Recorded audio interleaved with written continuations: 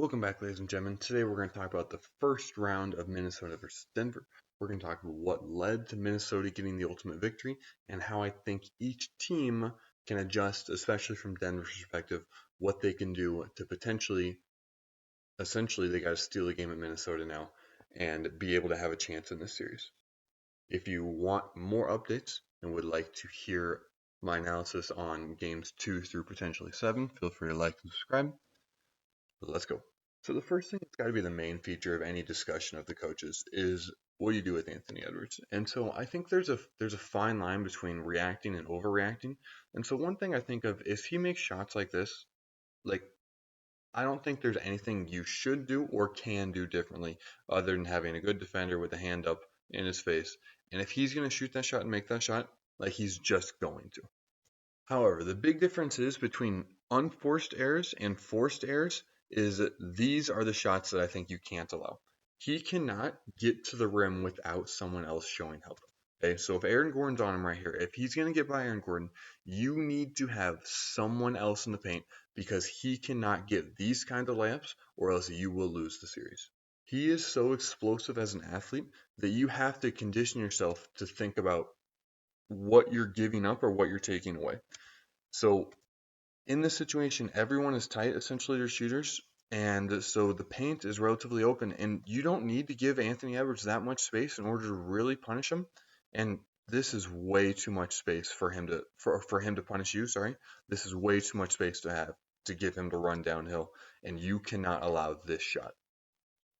Wide open paint with Jamal Murray on the top of it. No, you cannot do this. And the last thing that you absolutely can't do is he's going to explode downhill. You can't make contact with him. Like number 5 right here, KCP, cannot swipe down and catch his arm. Like that is inexcusable. Jokic is in good position. Make Anthony Edwards make the tough shot over Jokic. Don't bail him out with a foul because he's going to make those a decent chunk of the time also. And so then Mr. Ghost Screens, what's the solution? Like, how do you stop him? Like, he can make shots, he can make from the outside, he can make from the inside, he's athletic, he can drive. And this is like the boring solution, but this is the solution, frankly, is you just got to send a lot of help. Like, you got to make it so that somebody else has to beat you. And Denver kind of got to that later. And so you have to aggressively help down I think especially off of Kyle Anderson. Like if Kyle Anderson's in the game, there's no excuse for there to be a paint open. Michael Porter Jr. can be on the outside, whatever, but like you have to show hands and you have to make sure he feels bodies in the paint. Make him kick it out, make him find a simple pass. And people get real upset when I say this, but the one essential weakness in Anthony Edwards' game is he doesn't pass the ball very well. It's like if you look at his passes, he makes one-away passes. Like when he has opportunities, he doesn't find cutters going to the rim. He doesn't find backdoor cutters. He drives and he makes passes that are simple that are one away. So you show help in this situation, make him essentially just find someone to throw it out to. Look at this. Like he's not thinking about where the rotations are. He's not thinking about what's open. He's thinking about scoring, and then as a reaction, he's like, "Oh, it's not there. I got to pass it somewhere." And so that is why you can help off because he's not going to crazy punish you. However, the issue is with good athletes on the Timberwolves, you do have to be really, really good in your rotations behind it, or else you're going to give up open threes. And so all of these drives, all of these ball screens, whatever the action is, it doesn't matter. You got to send extra help. And so you got to put 2 on Anthony Edwards. Okay? And I really think that you got to essentially help off of Jaden McDaniels. Like they were hesitant to do this, and I don't know why. They helped off of Nas Reed more than they helped off McDaniels. And if you give him clear lanes like this, like he's going to score. Like Christian Braun gets caught on the screen, Jokic gets caught behind essentially Rudy Gobert just coming downhill and being a wall. And so there's no one essentially to help. And even Aaron Gordon, like if you're going to give up this corner 3, I'd rather give up a corner 3 than a wide open layup at the rim. Like Anthony Edwards is just going to make that shot. And essentially the Timberwolves offense isn't super complicated. Like it's ball screen or some action and Anthony Edwards just drives. Like and then that either creates something or that leads to Anthony Edwards getting a layup, something like that.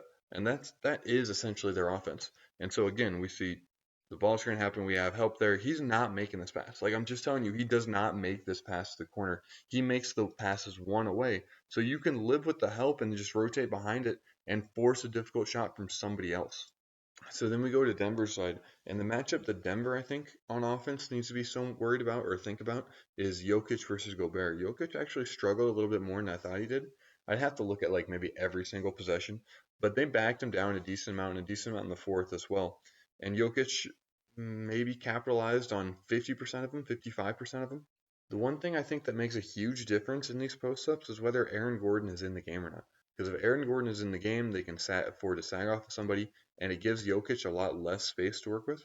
But if Aaron Gordon isn't in the game, then you give Jokic more space because everyone's worried about the perimeter shooters. And so Jokic does capitalize on this one.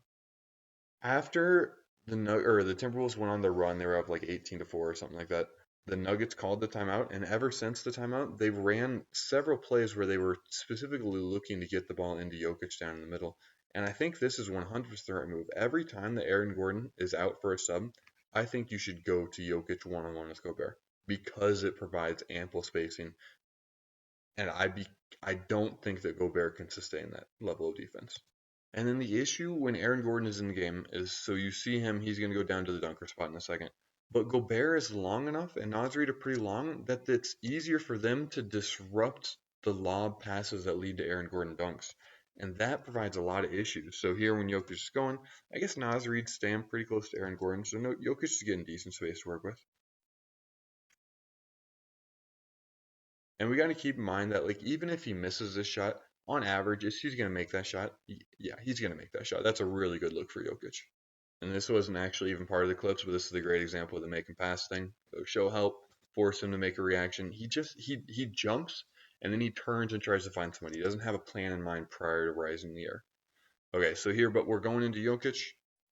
Okay, so I really think that Denver, you need, I think the ball has to be in Jokic's hand early and often. You have to do this minimum 5 times a quarter just to make sure that like you're getting as efficient looks on offense as you can. And here we can see again he's going in,